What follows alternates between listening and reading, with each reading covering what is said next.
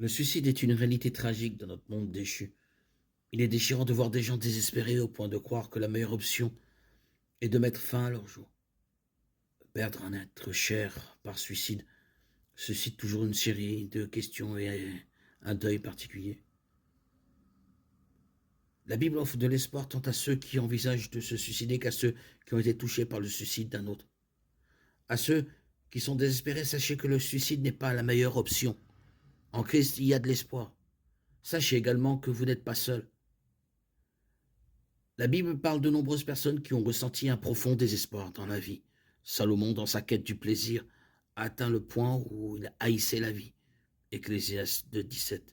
Élie était craintif et déprimé et aspirait à la mort. 1 Roi 19,4. Jonas était tellement en colère contre Dieu qu'il souhaitait mourir. Jonas 4,8. Même l'apôtre Paul et ses compagnons missionnaires, à un moment donné, ont subi une grande pression bien au-delà de nos forces, de sorte que nous désespérions de la vie elle-même. 2 Corinthiens 1,8. Mais Salomon a appris à craindre Dieu et à observer ses commandements, car c'est là le devoir de tout homme. Ecclésiaste 12,13. Élie a été réconforté par un ange, autorisé à se reposer et à se voir confier une nouvelle mission.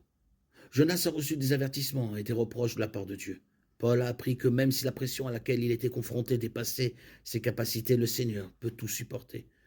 C'est afin que nous ne mettions pas notre confiance en nous-mêmes, mais en Dieu qui ressuscite les morts. 2 Corinthiens 1,9. Vous aussi, vous pouvez vous tourner vers Dieu. Paul a écrit « Béni soit Dieu, le Père de notre Seigneur Jésus-Christ, le Père des miséricordes et le Dieu de toute consolation, qui nous console dans toutes nos afflictions, afin que par la consolation dont nous sommes l'objet de la part de Dieu, nous puissions consoler ceux qui se trouvent dans quelques affections que ce soit. Car de même que nous avons part aux souffrances de Christ, de même notre consolation abonde par Christ. 2 Corinthiens 1, 3, 5. Vous pouvez éprouver le même réconfort en Jésus. Si vous avez fait confiance à Jésus comme votre sauveur, vous êtes un enfant de Dieu. Vous avez le Saint-Esprit qui habite en vous. Et vous avez un accès continu à Dieu dans la prière. Éphésiens 1, 3, 14. Hébreux 4, 15, 16 nous encourage à propos de Jésus.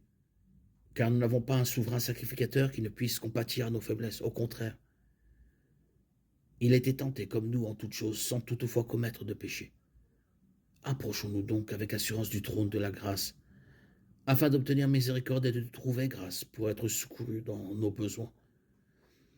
Romains 8, 15, 17 dit « L'esprit que vous avez reçu ne fait pas de vous des esclaves pour que vous viviez encore dans la crainte. Mais l'esprit que vous avez reçu vous a rendu fils d'adoption. Et par lui nous crions « Abba, Père ». L'esprit lui-même rend témoignage à notre esprit que nous sommes enfants de Dieu. Or, si nous sommes enfants, nous sommes aussi héritiers, héritiers de Dieu et co-héritiers de Christ. Si toutefois nous souffrons avec lui, afin d'être glorifiés avec lui.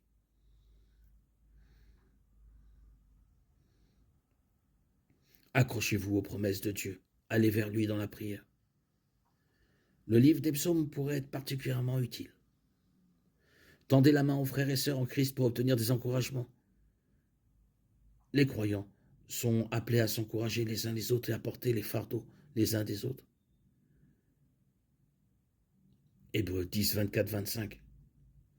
Veillons les uns sur les autres pour nous exciter à l'amour et aux bonnes œuvres.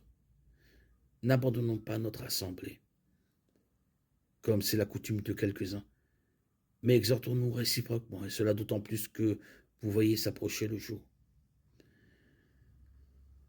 Nous vous exhortons, frères, à avertir les paresseux, à consoler les abattus, à soutenir les faibles, à user de patience envers tous. 1 Thessaloniciens 5, 14. Soyez bons les uns envers les autres, compatissants, vous pardonnant réciproquement, comme Dieu vous a pardonné en Christ. Éphésiens 4, 32. Portez les fardeaux les uns des autres et vous accomplirez ainsi la loi de Christ. Galates 6, 2.